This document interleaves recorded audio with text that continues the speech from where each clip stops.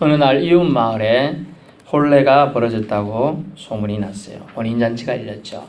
우리나라도 예전에는 제가 어릴 때 보니까 혼인잔치 하면 제 전날이나 이틀 전이나 뭐 해서 부침개 굽고 전 굽고 뭐 고구마 하고 뭐 먹을 거 많이 해서 잔치 때 정말 나무집 가서 이렇게 얼쩡얼쩡합니다. 그러면 뭐 이게 했다 이거 하나 먹어라 던져주기도 하면 받아 먹었던 기억이 나는데요. 유대 지역에 지금 이웃 마을에 혼인잔치가 벌어졌어요. 가나라는 지역에 가나. 갈릴리 바다 서쪽에 있다고 추측이 되는데 정확한 지명은 모르겠습니다. 아직 밝혀지지 않았어요. 이 지역의 대부분 혼례는 약 일주일 정도 걸립니다. 일주일. 우리는 하루지, 하루도 뭡니까? 그냥 결혼식장 가가지고 30분 딱 보고 뭐 밥 얻어먹고 하면 끝이잖아요. 그게 대부분의 이제 혼례 의식인데 일주일 정도 베풀어졌습니다. 하객이 아마 무척 많았던 것 같아요. 그러다 보니 일손도 많이 필요했던 것 같습니다. 그래서 예수님의 모친인 엄마가 가서 일을 돕고 있었습니다. 부침개도 부치고 시중도 들고 탁자도 닦고 치우고 옮기고 빵도 굽고 또 포도주도 날라주고 아마 했습니다. 그때 하인 몇 명과 신랑이 모여가지고 갑자기 여기서 수근수근 대는 거예요. 귀가 잘 들리는 사람은 멀리서 수근수근 대도 다 들리잖아요. 뭔가 살짝 들어봤더니 어떡하냐, 사람 손님 엄청나게 많은데 벌써 포도주가 다 떨어져 간다 뭐 이렇게 했습니다. 준비 못했다고 사람들이 신랑을 뭐 잔치 소문잔치 갔더니 먹을 게 없네 뭐 이렇게 얘기하면 어떡하지, 우리가 주인한테 혼나겠다 뭐 이렇게 얘기하고 있는 거예요. 그 얘기를 듣고 있던 예수님의 어머니 모친 마리아가 고민했어요. 사실 근처에 술 저장고도 없고 다시 포도주를 제가 포도 과수원 농사꾼의 아들이다 보니까 아무리 이게 몇 시간을 그래도 졸여가지고 이렇게 해야지 그게 포도주가 됩니다. 주가 되려면 원래 즙은 그렇고 또 주가 되려면 최소 한 달, 두 달 놔둬야지 뭐 맛이라도 볼 거 아니에요. 최소 맛있으려면 1년, 몇 년. 또 프랑스 포도주 유명한 건 37년산 몇백만 원에서 몇천만 원 합니다. 포도주 한 병에. 그런 건데 쉽게 나올 수 있는 게 아니잖아요. 우리는 문제가 생겼을 때 대부분이 제일 처음에 뭘 고민하죠? 내 능력, 내가 어느 정도까지 해결할 수 있을까? 두 번째, 내 지인 중에 아는 사람이 해결해 줄 사람이 있나? 특히 무슨 사건이 휘말릴 경우는 지인 중에 누굴 찾죠? 경찰을 찾아요. 경찰. 옛날에는 면사무소 직원을 찾았어. 옛날에는요. 대부분 면직원들이 해결해 줄 수 있는 일들이 많아요. 하다못해 경찰 없으면 교통경찰이라도 찾아야 돼. 그래야지 이렇게 인맥을 연결해서 해결할 수 있거든요. 그런 부분들이 있어요. 저도 제가 이제 법조계 종사할 수 있었지만 안 하다 보니까 그런 문제가 저희 부친 장례식 때 있었어요. 실제로. 그러다 보니 인맥을 다 동원해서 경찰 이제 친구인 누구 있고 또 법원에 누가 있어서 이렇게 연결해서 해결했습니다. 참 촉박하죠. 그게 허가증이 나야 장례식을 거행할 수 있습니다. 요즘 법원. 우리나라 법은 그래요. 근데 안 나온 거예요, 그게. 의사가 신고할 때 이상한 사인이 보인다 이렇게 한마디 딱 쓰는 바람에 이렇게 왔다 갔다 헤맸습니다. 어쨌든 그런 인맥이 두 번째 필요하죠. 그런데 마리아는 이 문제가 생겼을 때 신랑을 찾지도 않고 연회장도 찾지 않고 누구를 찾았습니까? 예수님을 찾는다는 거예요. 우리 신자들은 문제가 있을 때 사람이나 내 능력을 의지할 것이 아니라 우리의 문제를 해결해 주실 분을 찾으실 수 있기 바랍니다. 그게 은혜예요. 그 은혜에 대해서 오늘 말씀하고자 하는 겁니다. 마침 그렇게 할 수 있던 이유가 뭡니까? 2절에 보니까 예수와 그 제자들도 혼례 청함을 받았다라고 되어 있어요. 이것이 그 혼인식 혼례가 치러지는 장소가 축복된 자리가 된 이유죠. 여러분, 아무리 좋은 장소에 가도 사랑하는 사람이 없고 신나게 싸우고 가갖고 그 장소에 가 있으면 마음이 좋아요, 안 좋아요? 에라 모르겠다. 나는 여기서 즐기리라. 아니 부부싸움 뭐 아니면 형제간의 싸움이나 자식이 못되게 해가지고 화가 나가지고 갔는데 아주 좋은 자리야. 하지만 마음은 안 좋아. 별로 안 좋단 말이에요. 근데 오늘 혼례의 청함을 받으러 갔어. 혼례의 청함을 받으러 갔는데 초청을 받고 갔는데 그래서 보니까 주인공이 예수님도 와 있어요. 원래 주인공은 아니지만 하나님의 배려하심이 어려운 한자어로 섭리라고 합니다. 섭리가 계획되어 있는 거예요. 그래서 문제가 뭐냐? 그 문제를 가지고 마리아가 엄마가 와가지고 예수님께 말합니다. 살짝 막 예수야 없다더라 이렇게 한 게 아니에요. 맞아. 예수야 왜 그러시죠 어머니? 그러니까 이 혼인집 포도주가 없다더라. 다 떨어지잖아. 어떡하지? 이렇게 얘기하는 거예요. 그러자 예수님이 뭐라고 합니까? 그래요? 제가 해드릴까요? 이렇게 얘기한 게 아니고 여자요 제 일이 아닙니다. nothing. 제 일이 아니에요 그거. 제 일이 아닌데 왜 저한테 부탁합니까? 이렇게 거절 의사를 사실 말해요. 기분이 상할 수 있어요. 엄마인데. 그런데 마리아가 하나님 택한 영혼임을 알 수 있죠. 뭐라고 합니까? 이렇게 말합니다. 어머니가 예수님에게 말한 게 아니에요. 하인들에게 이르되 너희에게 무슨 말씀을 하시든지 그대로 하라 하니라. 아멘. 그대로 하라라는 명령을 하인들에게 주고 있는 거예요. 근데 아마 이 마리아의 가나 혼례잔치도 아마 친척이었을 가능성이 있어요. 일가 정도 되지 않을까. 아니면 마리아가 말한다고 하인들이 듣겠어요? 그런 추측을 해볼 수가 있습니다. 그래서 하인들에게 말합니다. 무슨 말씀하시든지 그대로 너희들은 하면 돼. 그냥 시키는 대로 하면 돼. 그것이 너희의 일이지. 하인은요. 생각이 없는 게 아니죠. 생각은 할 수 있어요. 하지만 자기 생각을 넣지 않고 행동하는 것이 제일 착한 하인이에요.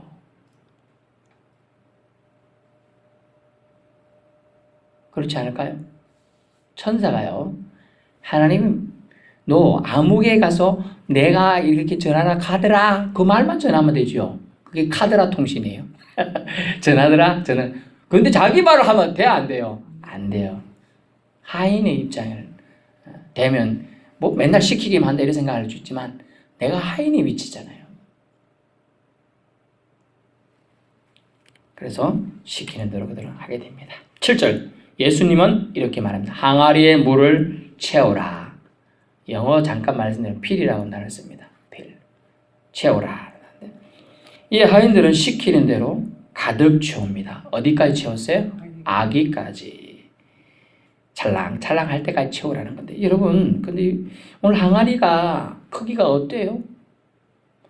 한 통들이가요 보통 영어로 보니까 35갤런 리터로 36리터 정도 됩니다. 2리터 물이 이렇잖아요. 그거 들고 가기 힘들죠. 물 2리터 안 떠봤어요? 콜라 큰 거 2리터 정도 있고 그렇잖아요. 근데 35리터 정도의 통이에요. 근데 두세 통 드는 항아리니까 2배 내지 3배입니다. 그러면 70리터나 110리터 정도 됩니다. 엄청 큰 거예요. 저는 들 수가 없어요. 그 정도는. 요 정도는 들거든 제가. 그래도 어릴 때 뻑심이 있으니까. 근데 이 정도 되는 크기입니다. 근데 재질이 뭡니까? 돌. 돌은 여러분 두세 명이 들기도 정말 어려워요. 제가 저기 밖에 대리석 혼자 굴려보니까 정말 못 들겠더라고. 그래서 굴려서 옮겼어요. 그렇다는 말은 뭡니까? 가벼운 통이면요. 여러분 통을 가져가가지고 물 있는 데서 이렇게 떠오면 되잖아요. 안 그래요? 근데 무거우니까 그건 불가능이잖아요. 그러니까 다 지고 날라야 되는 거예요. 지고 날라야 되는 그런 수고를 해야 하는 것이죠. 근데 가득 채운다 그러면 우리는 일을 하다 보면 저도 깨가 되다 보니까 뭘 가득 채우라고 했다고 해서 뭐 가득 채워야 되나. 그래서 여기 이 정도 이렇게 허리병처럼 돌아가 생겨 이 부분 놔두고 뚜껑도 덮어야 되잖아. 혹시 조금 공간이 있는 게 좋지. 이렇게 생각하고 다 안 채웁니다, 저도. 근데 가득 채웠다. 그리고 지금 항아리 몇 개예요? 6개나 돼요, 6개. 그러면 한 2-3개만 채우면 되지 뭐. 근데 하인들이 제가 좀 전에 생각할 수 있지만 안 했다 그랬어요. 왜냐하면 이 항아리 용도가 뭔가 하면 설명하면 입구에 들어올 때 있는 것은요. 우리가 정결례식에 하면 손이 바깥에 나오면 더러워집니까? 안 더러워집니까? 우리 식당 가면 티슈 같은 거 주잖아요. 그런 용도예요. 뭐냐면 물 이렇게 해가지고 이렇게 씻고 들어가는 겁니다. 식장에. 그런 용도의 원래 돌 항아리가 있는 거예요. 원래. 그러려면 요만큼 낮아가지고는 좀 힘들잖아요. 그래 이 정도 됩니다. 여기서 이렇게 하고 가는 겁니다. 그 정도의 돌 항아리예요. 이런 배경적인 게 있는데 하인들은 가득 채우고요. 6개 모두 채운다는 거죠. 그래서 저는 우리가 하인의 입장도 되어봐야 되고 모친 마리아의 입장도 되어야 한다는 걸 알 수가 있습니다. 근데 이제 하인들은 시키는 대로 가득 채웠더니 놀라운 일이 일어나게 했어요. 이전에 맛봤던 포도주보다 훨씬 맛과 풍미가 좋은 고급 포도주로 갑자기 물이 변하여 포도주 됐네. 아멘. 물이 변해서 포도주가 되는 역사. 처음에 물을 떴어요.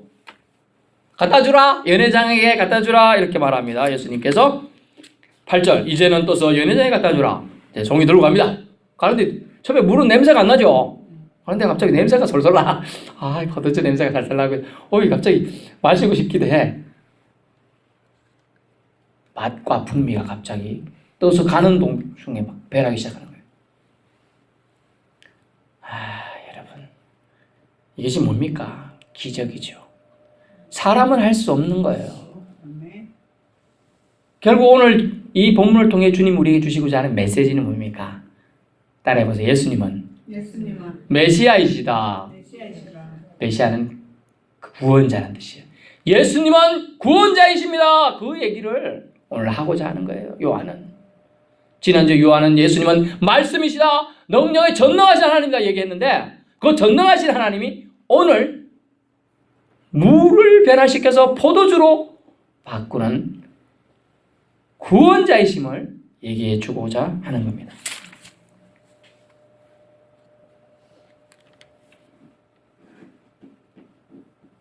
그래서 연회장이 눈이 그 포도주를 탁 먹어보니까 사실은 물을 먹었어요. 물을 먹었는데 포도주가 너무 맛있으면 여러분 어때요? 제가 아주 지치실 때 가끔 단 영양갱이나 아주 단 걸 딱 먹으면 눈이 확 떼면서 기분이 확 좋더라고요. 이제 그런 효과가 이 연회장에 나타났어요. 그 너무 기분이 좋다 보니까 연회장이 갑자기 신랑을 찾아가고 말합니다. 어떻게 된 거야? 보통 사람들은 처음에 좋은 거 넣고 술 채면 나중에 나쁜 거 내놓는데 어떻게 당신은 이때까지도 좋았는데 더 좋은 고급 포도주를 이제 내놓느냐 막 이렇게 얘기하는 거예요. 연회장은 그 사연을 모르기 때문이죠. 대단한 사건이 벌어져요. 신랑이 갑자기 어리둥절했어요. 칭찬 들으니까 기분도 좋았어요. 자칫 사람들한테 뭐야 소문난 자칫 초대만 해놓고 먹을 것도 없고 말이야. 좀 전에 말하지만 전에도 말씀드렸지만 포도주는 뭐라고요? 이쪽 지역에는 사실 뭐에 가깝습니까? 음료수예요. 이쪽 지역에는 물을 대용으로 사실 많이 씁니다. 우리는 술이라고 생각하고 그런 개념이 있지만은 술이라는 개념 전혀 틀린 건 아닙니다만은 물 대용으로 물이 너무나 탁하고 더럽고 먹기 힘들기 때문에 이렇게 만들었습니다. 발효시켜서. 그런 개념을 알고 있는데 이 신랑에게 이렇게 칭찬을 듣게 되는 예수님의 기적이 나타난 거죠. 그래서 변화된 물맛, 즉 포도주만을 마시려 만약 여러분이 그 현장에서 보셨다면 어떻겠어요? 또는 여러분이 하인이 되어서 물을 떠서 포도주처럼 가져다 주고 있는데 냄새가 나고 갑자기 바뀌고 이런 걸 보게 된다면 어떻게 했어요? 또 상상해 보세요. 또 그것을 갖다 줬더니 물을 갖다 주는 사람들이 먹고 마시면서 와 맛있다 맛있다 먹는 표정을 보십시오. 기분이 좋아가지고 딱 기분 좋다. 우리 술 취한 사람들 하는 얘기가 딱 술 취한다 하면서 기분 좋다 하면서 더불이 객기 부리는 사람들인데 너 소원 말해봐라 내가 들어줄게. 그런 것도 있고 물론 성경 역사 속에서 기분이 너무 좋아가지고 술 취해가지고 실수한 사람이 있죠. 나발도 있고요. 또 헤롯도 있고 뭐 그렇습니다. 노아도 있고 술 취해가지고 너무 기분 좋다 보니 그런 일이 발생은 하긴 합니다만은 어쨌든 혼인잔치에 가장 중요한 것은 본래 혼인식에 사는 사람들이 마음껏 먹고 축복을 해주는 거거든요. 사실은 그냥 결혼식 갑니까? 우리가 축복해주러 가는 거거든. 사실은 저 사람이 저 사람 와이프가 되는 사람이구나, 남편이 되는 사람이 이걸 알고 가는 거예요.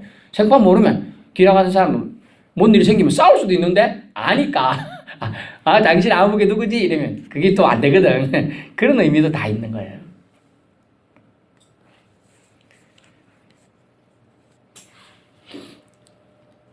물이 변해서 포도주 된 것을 맛본 사람들의 표정을 보거나 그들이 감동된 얼굴을 다 보신다면 믿음이 생겼을 가능성이 높죠.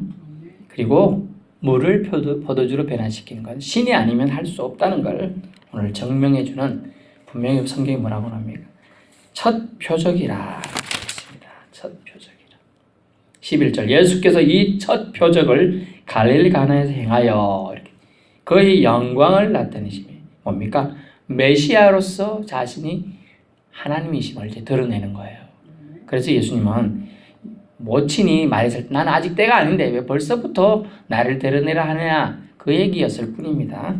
모친에게 공손하지 못한 태도를 나타낸 게 아니고요. 그러면서 11절 뒷부분에 제자들이 그를 믿으니라. 이 모든 걸 통하여 주님은 우리가 어떤 행동을 함에 있어서 이것을 아주 기억해야 돼요. 고린도전서 10장 31절인가요? 먹든지 마시든지 무엇을 하든지 하나님께 영광을 돌려라. 영광을 돌리는 일인가? 또 하나는 그것을 통하여 누군가의 믿음이 성장할 수 있는가? 봐야 돼요. 근데 예수님이 이 일을 통하여 제자들이 따라다니겠는데 아직 확신이 덜했던 것 같아요. 그래서 이 단어를 필히 넣은 거예요. 제자들이 그를 믿으니라. 예수님을 주님으로 받아들이게 된 사건이 된 거예요. 저 같아도 그러면 한 청년이 와가지고 뭐라고 했는데 해봤는데 그걸 이렇게 물을 떠다가면서 갑자기 바뀌는 걸 보고 있는 하인들의 심령이 안 믿었을까요? 다 믿게 되는 거예요. 믿음이 들어가게 되는 거예요. 결국 믿음은 누가 주는 겁니까? 결국 하나님이 예수님이 주신 걸 알 수가 있습니다. 그러므로 예수님이 바로 참 신이시구나, 메시아이시구나 하고 저절로 고백이 일어나는 사건이 바로 오늘 사건이 됩니다. 사실 예수님은 아직 때가 아니라면서 거절의 뜻을 보이셨잖아요. 하지만 궁극적으로 하나님께 영광을 돌리는 일을 좀 더 당겨서 실행하십니다. 말씀이신 예수께서 말씀의 권능을 보이신 사건이죠. 오늘의 교훈은 무엇입니까? 종, 하인, 우리는 종이죠. 주님을 주인이라고 하고 주님이라고 하면 우리는 종이에요. 하인이에요. 종인 우리의 인생은 주인 대신 예수님이 시키는 대로 그대로 하면 능력을 보게 된다는 거예요. 아멘. 여러분 주님이 시키는 대로 하면 여러분 능력을 보게 됩니다. 능력을 보게 됩니다. 어떻게요? 시키는 대로 하면, 주님 말씀대로 하면, 주님 말씀하시면 내가 나가리다. 가라 하면 가고 멈추라면 멈추는 게 우리 종된 주님의 자녀들이죠. 그 종이 주님의 말씀을 순종하고 받아들일 때 자녀로 되는 거예요. 상속자가 되는 거예요. 천국에 들어갈 기업을 받을 사람들이 되는 겁니다. 하인들이 물을 포도주로 변화시킨 것이 아닙니다. 예수님이 하신 줄 믿습니다. 순종하는 자의 행동을 사용하셔서 주님이 하셨습니다. 물을 길어왔습니다. 32리터 곱하기 3, 약 110리터 이상 되는 큰 항아리를 채우는 수고를 했습니다. 그것도 가득 채우는 수고를 했습니다. 그것도 한 통도 아니고 무려 6통이나 되는 수고를 묵묵히 그들은 힘들지만 완전한 순종의 수고를 하셨습니다. 그러므로 여러분 순종할 때 내가 50%만 순종하리라? No, 아니올시다. 100%를 주님은 요구하고 있어요. 제가 신학교가 아니죠. 단체라고 할 수 있는 CCC 활동을 잘 안 했지만 사인이나 뭐 이런 거 또 CCC 수첩에 있는 걸 유심히 봤어요. 제일 걸리는 게 뭐냐? 절대 복종이라는 단어더라고요. 복종하려면 아니 복종 자체도 저는 거부감이 생기는데 복종하려면 절대 복종하라. 이게 거부감이 생겨요. 근데 그것은 100%를 상징합니다. 복종 결국 순종을 뜻하는 거거든요. 순종은 완전한 순종이 하나님의 영광을 보게 되려는 거예요. 주님의 능력이 우리에게 완전히 임하는 계기가 되게 한다는 겁니다. 우리 인생은 이와 같이 우리에게 소명대로 주어진 대로 열심히 살다 보면 기적으로 함께 해주시는 주님을 만나게 되는 겁니다. 아멘. 사실 저와 여러분이 오늘 눈 뜨고 교회 왔다는 거 기적 아닙니까? 여러분 그런 생각을 안 하시죠. 저는 아직 젊은데도 아침에 눈 뜨게 하나님이 안 하실 수도 있구나. 그걸 압니다. 저도 이제 기지개를 한번 이렇게 아침에 일어나서 이렇게 키잖아요. 하면 잘못하면 해가지고 이렇게 됩니다. 안 웃으시네요. 기지개를 여러분 자유롭게 킬 수 있는 나이가 40대까지인 거예요. 저도 50 넘으니 이게 기지개를 마우피 이렇게 딱 이렇게 굳어가지고요. 한 1, 2분 주위에 아무도 없는데 못 움직일 때가 있어요. 그래 기지개도 이제 잘 못 펴요. 그건 뭡니까? 생명이 우리 마음대로 되는 게 아니에요. 제가 지난주에 휴가 얻어서 잠깐 나갔다 왔는데 바다 잠깐 갔었죠. 파도가 세더라고요. 해운대에. 제가 순식간에 파도가 세는데 훅 들어갔죠. 근데 발이 쥐가 난 거예요. 오른쪽 다리. 제가 하늘나라 갈 수 있었습니다. 우리 사모가 제 목숨 걸고 저를 구하더라고요. 감사합니다. 제가 개헤엄을 열심히 치고 있었는데 갑자기 이게 파도가 세게 치니까 확 뒤집어지고 제가 물속에 쏙 들어가고 그러면 나오는데 물론 이제 키는 되죠. 그런데 쥐가 나니까 쪼아리 쥐가 나가지고 이게 굳어버리니까 다리 꼼짝도 못하게 된 거예요. 그렇습니다. 생명은 순식간인 거예요. 그래서 우리는 어떻게 해야 됩니까?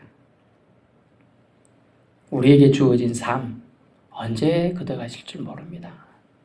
그래서 전도할 때도 제가 그런 말씀을 드렸지만 아직은 아무도 그 말씀들이 귀에 안 들려서 안 오셨는데 이제 열릴 겁니다. 소명대로 주어진 대로 열심히 우리가 사는 게 몫이 그게 하인의 일이죠. 시키는 대로 하면 되는 거 어떻게 보면 더 좋아요. 자기가 생각해서 막 창의적으로 뭘 해가지고 하려면 어려워요. 성경은 써놨어요. 뭐 아들하고 걱정 고민하냐. 나한테 맡기고 그냥 시키는 대로 해. 이게 하나님의 뜻이에요. 기적을 체험하게 되는 거예요. 그 은혜의 자리에 주님이 그 혼례 자리에 계셨기 때문에 그게 은혜의 자리, 복된 자리가 되는 거죠. 여기에 주님이 계시니까 이곳이 기쁨의 자리, 복된 자리가 되는 거예요. 서양 사람들은 아이고 뭐 교회 어떻게 했다 이렇게 생각하지만 그대로 생각일 뿐이에요. 노아 시대에 또 사람들은 먹고 자고 놀고 흥청망청 놀았어요. 구원의 방주가 저기 있다. 방주를 지났다 빨리 서로 들어가라. 안 들어간대요. 뭐 그럴 날이 오겠어? 비가 오겠어? 그랬지만 비는 왔죠. 사람을 들어가라고 지었는데 사람이 하도 안 들어가니까 동물들만 채우고 하는 거예요.